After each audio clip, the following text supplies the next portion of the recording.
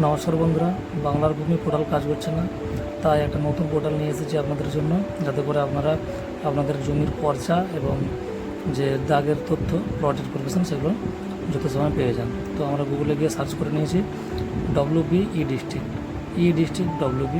এই প্রথমেই যে লিঙ্কটা বেরোবে, এই লিঙ্কটাতে ক্লিক করলে আপনারা পৌঁছে যাবেন ওয়েস্ট বেঙ্গল গভর্নমেন্টের ই ডিস্ট্রিক্ট পোর্টালের অফিসিয়াল হোম পেজে। তো চলুন ক্লিক করে আপনাদেরকে নিয়ে যাই সেই ওয়েবসাইটে। তো ওই লিঙ্কটাতে ক্লিক করলে দেখুন ই ডিস্ট্রিক্টের এই যে ইন্টারফেস, এরকম একটা ইন্টারফেস কিন্তু বেরিয়ে যাবে। এই ইন্টারফেসের ডান দিকের কোণে দেখুন লগ ইন বা সাইন আপ রয়েছে। এই লগ ইন বা সাইন আপে গিয়ে আপনি এখানে, যদি আপনার সাইন আপ করা না থাকে তাহলে অ্যাকাউন্ট একটা তৈরি করে নেবেন। ফোন নাম্বার আর সামান্য কিছু বেসিক ডিটেলস দিয়ে অ্যাকাউন্ট কিন্তু তৈরি করা যাবে। আমার অ্যাকাউন্ট তৈরি করা আছে, তাই ফোন নাম্বার দিয়ে ক্যাপচার দিয়ে আমি লগ ইন করে নিলাম। ফোন নাম্বারে একটা ওটিপি আসবে, ওটিপিটা দিয়ে সাবমিট করলেই কিন্তু লগ ইন হয়ে যাবে। তো চলুন আমি লগ ইন করে নিয়েছি। এরপর দেখুন লগ ইন হওয়ার পর এটা কিন্তু প্রথম ইন্টারফেস। এখানে এই বক্সের যে সার্চ বক্স আছে, এই সার্চ বক্সে আপনার যেটা দরকার আপনি সেটা লিখে দিন, লিখে সাবমিট করে দিন, চলে আসবে। দেখুন আমি লিখছি ROR। আপনার যদি প্লট ইনফরমেশন দরকার হয় আপনি লিখবেন প্লট PLOT। আমার ROR দরকার, খতিয়ান দরকার, তাই আমি সার্টিফাইড কপি অফ ROR লিখলাম, চলে এলো। এরপর এই যে এখানে অ্যাকসেপ্ট আছে, এই অ্যাকসেপ্টে ক্লিক করলাম। অ্যাকসেপ্টে ক্লিক করলে কিন্তু এখানে ROR অ্যাপ্লিকেশনের যে ফর্ম, সেই ফর্মটি কিন্তু আপনার চোখের সামনে ভেসে উঠবে। তো এখানে বেসিক সামান্য কিছু জিনিস চেয়েছে, address line 1, address line 2, state, pin code, district, village. তো এগুলো আমি পরপর বসিয়ে নিলাম।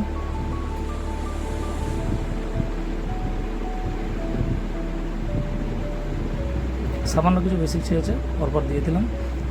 মৌজা নাম্বার দিয়ে দিলাম, এখানে ROR নাম্বার দিলাম। সেকেন্ড ROR বলতে যদি আর কোনো ROR থাকে আপনি কিন্তু সেটা এখানে বসিয়ে দেবেন, দিয়ে সাবমিট করবেন। সাবমিট করলেই পরের পাতায় চলে আসবে।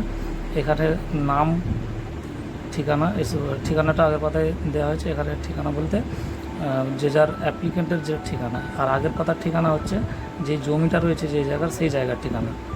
ঠিক আছে, এটা কিন্তু মাথায় রাখতে হবে। প্রথম পাতার যে ঠিকানা সেটা কিন্তু জমির ঠিকানা, আর দ্বিতীয় পাতার যে ঠিকানা সেটা কিন্তু অ্যাপ্লিকেন্টের বাড়ির ঠিকানা। সেখানে মোবাইল নাম্বার, ইমেল আইডি দেওয়া বাধ্যতামূলক। মোবাইল নাম্বার, ইমেল আইডি এবং নাম ডিটেলস দিয়ে ভ্যালিডেট করলাম।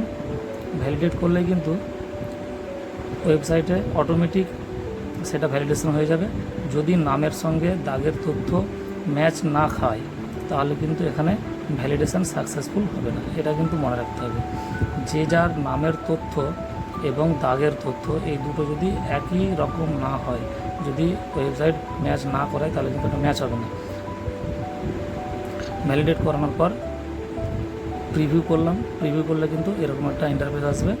এখানে আপনার যে ফর্মটা আপনি ফিল আপ করেছেন সেই ফর্মের ডিটেলস কিন্তু এই পেজটাতে দেখা যাবে। এই পেজটা মিলিয়ে নেবেন, যদি না মিলে তাহলে আবার ব্যাক করে আপনি কিন্তু এডিট করে নেবেন। তো আমার মিলে গেছে, আমি দেখে নিলাম। তারপর আমি চলে গেলাম নেক্সট স্টেপ। এবার নেক্সট স্টেপ হচ্ছে সাবমিট। সাবমিটে ক্লিক করে দিলাম। সাবমিটে ক্লিক হওয়ার পর আমরা চলে এলাম, একদম আমাদের ফর্মটি কিন্তু সাবমিট হয়ে গেছে। এরপর চলে এসেছি আমরা AIN নাম্বার পেয়ে গেলাম। দেখুন AIN number, application identification number. এই নাম্বারটা আপনার মোবাইলে মেসেজে চলে আসবে, বা আপনি কিন্তু লিখে রাখতে পারেন। আর এই ডাউনলোড করার অপশান আছে, আপনি কিন্তু ডাউনলোড করে রেখে দিতে পারেন। এই AIN নাম্বার দিয়েই কিন্তু আপনার যে সার্টিফিকেট, সেই সার্টিফিকেটটা কিন্তু ডাউনলোড করা হবে। সেটা কোথায় গিয়ে করা হবে? দেখুন অ্যাপ্লিকেশনটা ক্লোজ করলাম। ক্লোজ করার পর এখানে এই যে আমার যে লগ ইন হওয়ার পর যে হোম পেজ ছিল, সেই হোম পেজেই কিন্তু এটা রয়েছে। দেখুন পরপর নিচে লিস্ট করা আছে, আমার অ্যাপ্লাই করা সার্টিফিকেটগুলো এখানে কিন্তু পরপর লিস্ট করা আছে। এখানে আপনার সার্চ বক্সে AIN নাম্বারটা দেবেন, দিলেই কিন্তু ডাউনলোড